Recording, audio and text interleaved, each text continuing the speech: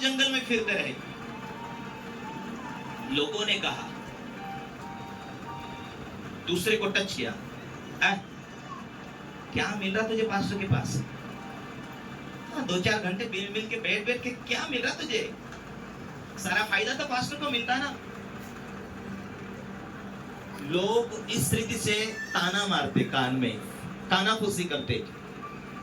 वो तेरे दर्शन को भटकाने के लिए, परमेश्वर का जो दर्शन तुझे मिलता है, थोड़ा सा नाराजी हो जाए तो प्रभु के दास के ऊपर, जो तेरा दर्शन रुक जाए, तेरी बुलाहट से बाहर करने के लिए शैतान यही बातें डालता है। और बुरी बातें सुनी, हाँ यार ये बातें मेरे को मालूम नहीं थी, तूने सही कहा। यही होता है। जब मूसा, परमेश्वर ने मूसा को खड़ा किया, मूसा मैं तेरे द्वारा चमत्कार बताऊंगा, और ये एक दिन नहीं हुआ। सामने जंगल आया, सामने उसमें से, जंगल में से प्यास लगी, चट्टान में से पानी निकल रहा। वो चमत्कार देखकर खुश नहीं थे। 75% खुश थे, 25% नाराज थे, 25% कानाफूसी करते थे, 25% गलतियां ढूंढते थे। है मूसा, तूने फलानी जाति के साथ शादी क्यों किया? मूसा की बहन और मूसा का भाई हारून ने ठट्टा किया, ए मूसा तुझे ऐसा नहीं करना था। हालेलुया। जबकि परमेश्वर ने मूसा को चुना, उसके भाई हारून को, उसकी बहन मरियम को। वो बड़े थे, 4 साल 8 साल के लोग, वो बड़े थे, मूसा छोटा था। लेकिन मूसा को ही अभिषेक किया परमेश्वर ने उन प्रजा को लेकर चलने के लिए। लेकिन उनके साथ साथ उनका भी अभिषेक बढ़ा। वो भी भविष्यवाणी करते थे।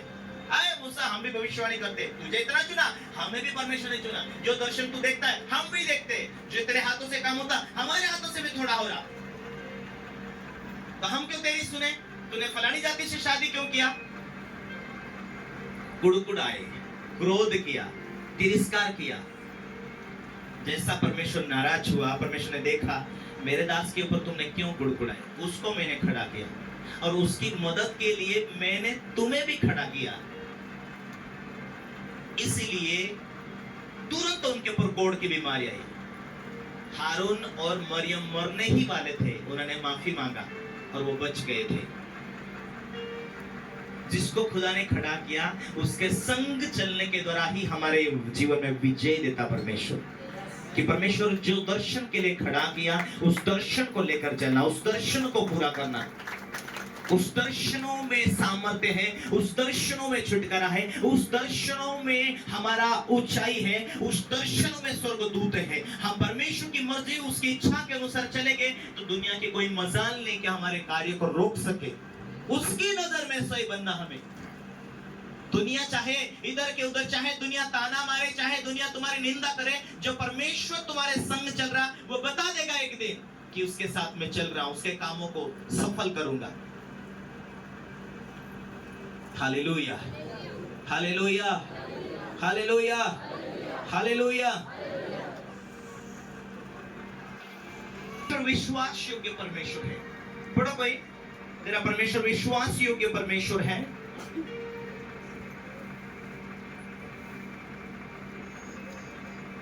क्योंकि तू अपने परमेश्वर यहोवा की पवित्र प्रजा है। यहोवा ने पृथ्वी भर के सब देश लोगों में तुझको चुन लिया है।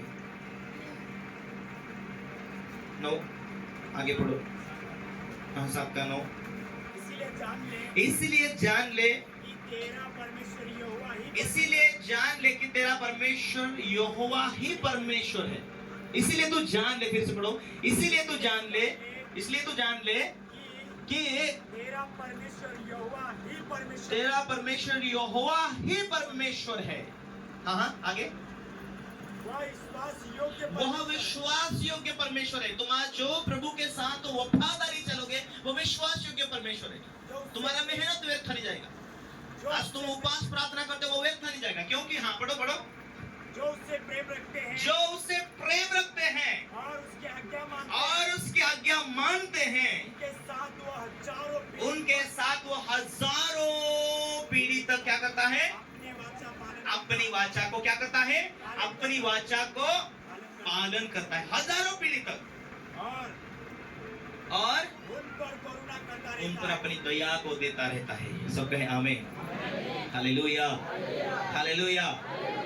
क्या यदि श्राप काम करते कई पीढ़ी तक, क्या परमेश्वर की आशीष काम नहीं करेगी कोई पीढ़ी तक? परमेश्वर की सेवा करने, परमेश्वर के कार्यों को निभाने का नतीजा क्या है? Hallelujah, hallelujah. अरे जहां सरकारी नौकरी करते हैं, जो सरकार का नौकर है वो तो कई साल, 50 साल या 60 साल तक उनको सरकार पेमेंट देता है, उसके बाद में हो सके आधा देता है।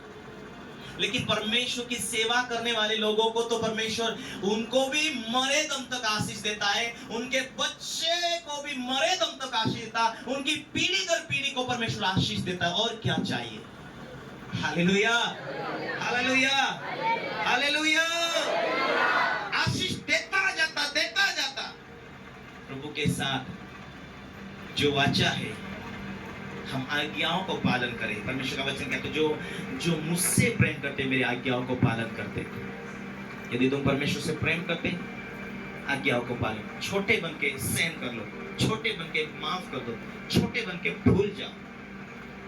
इसने मुझे फलाना, इसने यह कहा था, उसके घर नहीं जाऊंगा, उसने ये कहा था, उसका थोड़ा सा क्रोध की वजह से उसने कह दिया होगा, भूल जाओ। तेरी आशीष के लिए तो भूल जा, तेरी भलाई के लिए तू क्षमा कर दे, तेरी भलाई के लिए तू छोटा बन जा, तेरा उन्नति के लिए तू माफ कर दे। Hallelujah, hallelujah. प्रार्थना नहीं हो रही, उपवास रह जा। तेरे जीवन में कुछ बोलने चालने क्रोध की वजह से माफ कर दे, माफी मांग ले।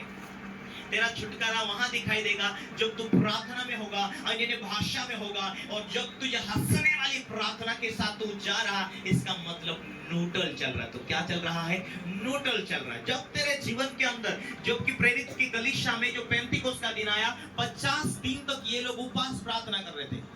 आज के लोग 40 दिन तक, लेकिन वो लोग 50 दिन तक। प्रभु ने कहा, तूने वाचा बांध के गया, प्रभु मैं जाऊंगा, तुम्हारे पर परमेश्वर का आत्मा उतरेगा, पवित्र आत्मा उतरेगा। ये लोग बड़ी इच्छा और बड़ी भूख के साथ 40 दिन, 41 दिन, 42, 42 दिन ऐसे करते करते 50 दिन हो गया। जैसे 50वें दिन पूरे हो गए, पवित्र आत्मा वहां पर उतरा, और जो 2 मंजिल का बिल्डिंग था वो नींव हिल गया, और जैसा नींव हिल गया, ये सारे लोग अन्य भाषा में बोलने लगे, और सारे लोग हंसने लगे, सारे लोग पवित्र आत्मा का अभिषेक में भरने लगे। और ये अभिषेक भरे हुए लोग सीमित नहीं रहे, वही अभिषेक से भरा हुआ प्रभु यीशु मसीह का चेला हमारे देश भारत के अंदर, केरल के अंदर आया। हालेलुया। और उन्हीं अभिषेक का लोगों के अंदर से जो देश में इधर उधर चले गए, उसके चेले पतरस, याकूब, यूहन्ना, इधर उधर जहां जहां गए, लंगड़े चले, मुर्दे जिंदे हुए। उसके पीछे क्या था? वचन में चलने वाले थे, इंतजार करने वाले थे, धार्मिकता के लिए भूख और प्यास थी। और वही देख के परमेश्वर ने अपनी सामर्थ्य उनके जीवन में दबा के भरी हुई थी, और वही सामर्थ्य मुर्दों को जिंदा करने लगी।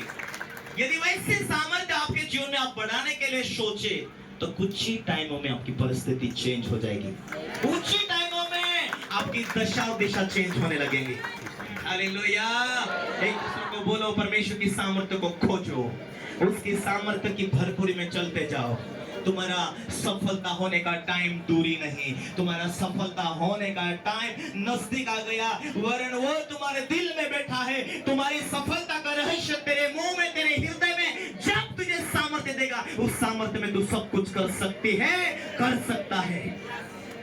शैतानी ताकत और जादू टोना तेरे पैर के नीचे कुचला जाएंगे। कहां? तू प्रभु की बेटी है, तू प्रभु का बेटा है, इस कारण तेरे पैरों के नीचे शैतानी ताकत होगी, तेरे सर के ऊपर नहीं होगी। जो तू बोलेगा, ए दुष्ट आत्मा निकल जाना पड़ेगा, ए शैतान तेरा क्या काम है मेरे घराने में, उसे जाना पड़ेगा। तो प्रभु की बेटी है, तो प्रभु का बेटा है, जान रख, तेरी पहचान दुनिया ना पहचाने, नो प्रॉब्लम, तेरी पहचान तो स्वर्गों के दूत एक एक दूत जानते हैं। हालेलुया। अरे तुझे दुनिया के लोग जाने ना जाने, खुदा के दूत तुझे जानते हैं। ये तो मेरी बेटी है, ये तो मेरा बेटा है। तुझे परमेश्वर पहचानता है, दुनिया में तुझे नाम बढ़ाने की क्या जरूरत है? तेरे जीवन में जो सामर्थ्य बन रहा है ना, वो सामर्थ्य तुझे पहचान करा देगा, ये फलाने है परमेश्वर की बेटी। वो फलानी बहन है, उसकी थोड़ी सी प्रार्थना में चमत्कार होते हैं, उस बहन के पास जाओ, बिच्छू काट दिया, सांप काट दिया, उस भाई के पास जाओ, वो प्रार्थना करेगा। तुम जगत की ज्योति, यीशु ने कहा मैं जगत का ज्योति हूँ। यीशु ने कहा तुम जगत की ज्योति हो। ये दुनिया अंधकार में है, ये दुनिया अंधेरे में बैठी है, लेकिन तुम जगत की ज्योति। ये दुनिया बहुत जल्दी जानेंगे ये मसीह यीशु की दी हुई ज्योति